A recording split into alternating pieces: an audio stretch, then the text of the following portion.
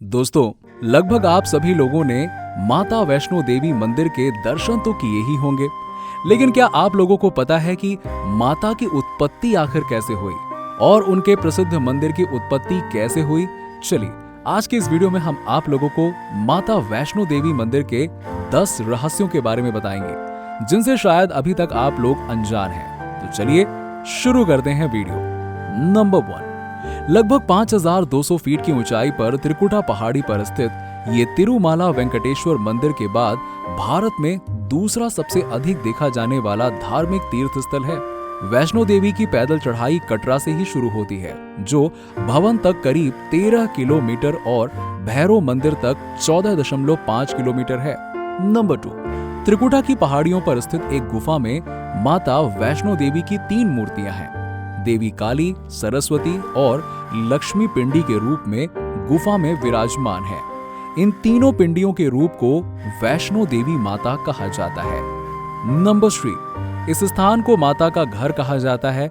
पवित्र गुफा की लंबाई 98 मीटर है। इस गुफा में एक बड़ा चबूतरा है। इसी चबूतरे पर माता का आसन है, जहां देवी त्रिकुटा अपनी माताओं के साथ विराजमान है।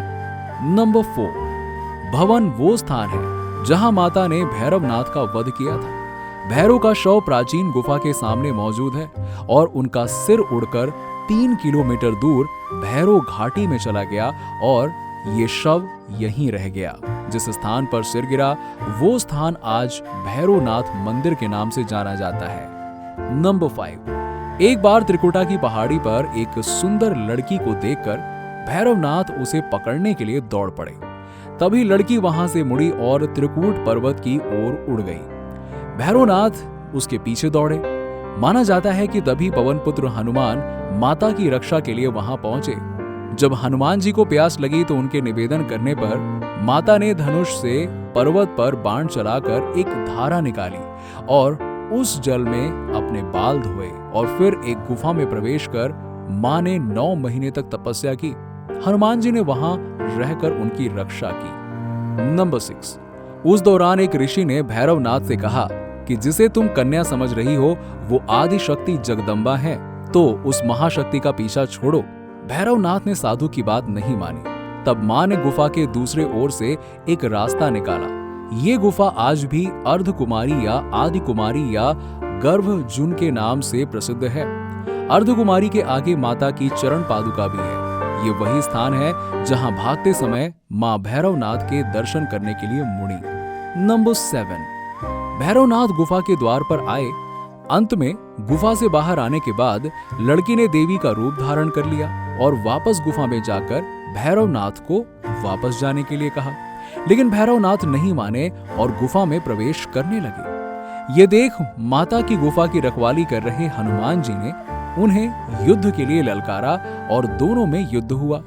युद्ध का अंत न होते देख माता वैष्णवी ने महाकाली का रूप धारण कर भैरवनाथ का वध कर दिया। नंबर 8, कहा जाता है कि अपने वध के बाद भैरवनाथ ने अपनी गलती का पश्चाताप किया और अपनी मां से क्षमा मांगी। माता वैष्णो देवी जानती थी कि उन पर आक्रमण करने के पीछे भैरव का मुख्य उद्देश्य मोक्ष प्राप्त करना था।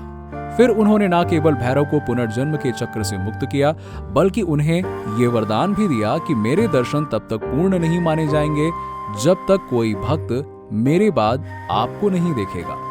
नंबर 9, 700 साल से भी अधिक पहले मां वैष्णवी के भक्त श्रीधर कटरा से कुछ दूरी पर हंसाली गांव में रहते थे। वो निसंतान और गरीब थे। एक बार उन्होंने माता का भंडारा रखा। भंडारे से एक दिन पहले श्रीधर एक पल के लिए भी सो नहीं पा रहे थे। सोच रहे थे कि वो मेहमानों को कैसे खिलाएंगे। श्रीधर ने अपनी आंख खोली और सोचा कि उन सभी को कैसे खिलाया जाए। लेकिन फिर उन्होंने देखा कि एक छोटी लड़की झोपड़ी से बाहर आ रही है, जिसका नाम वैष्णवी था। वो भगवान की कृपा से आई थी। वो सभी को स्वादिष्ट भोजन परोस रही थी। भंडारा बहुत अच्छा था। भंडारे के बाद श्रीधर उस छोटी बच्ची वैष्णवी के बारे में जानने के लिए उत्सुक थे, लेकिन वैष्णवी गायब हो गई और उसके बाद किसी ने नहीं देखा। एक लंबे समय के बाद श्रीधर को उस नन्ही सी बच्ची का एक सपना आया, जिसमें यह स्पष्ट हो गया कि वो माता वैष्णो देवी हैं। माता रानी के रूप में आई कन्या ने उन्हें गुफा के बारे में बताया और उन्हें 4 पुत्रों का वरदान दिया। श्रीधर एक बार फिर से प्रसन्न हुए और माता की गुफा की खोज में निकल पड़े और कुछ दिनों के बाद उन्हें वो गुफा मिल गई और तभी से श्रद्धालु वहां मां के दर्शन के लिए जाने लगे।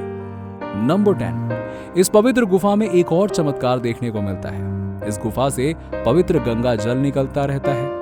इस गुफा को गर्भ गुफा के नाम से भी जाना जाता है क्योंकि ऐसा माना जाता है कि इस गुफा में मां वैष्णो 9 महीने तक रही। इस गुफा में एक बार ही जाया जा सकता है, उस गुफा में दोबारा नहीं जा सकते और जो व्यक्ति इस गुफा में अंदर रहता है वो जीवन भर सुखी जीवन व्यतीत करता है। तो दोस्तों, उम्मीद करते हैं कि आपको माता वैष्णो देवी मंदिर की ये जानकारी भरी वीडियो बहुत पसंद आई होगी। यदि वीडियो पसंद आई हो तो वीडियो को लाइक करें, ज्यादा से ज्यादा शेयर करें और हमारे चैनल को सब्सक्राइब करना ना भूलें।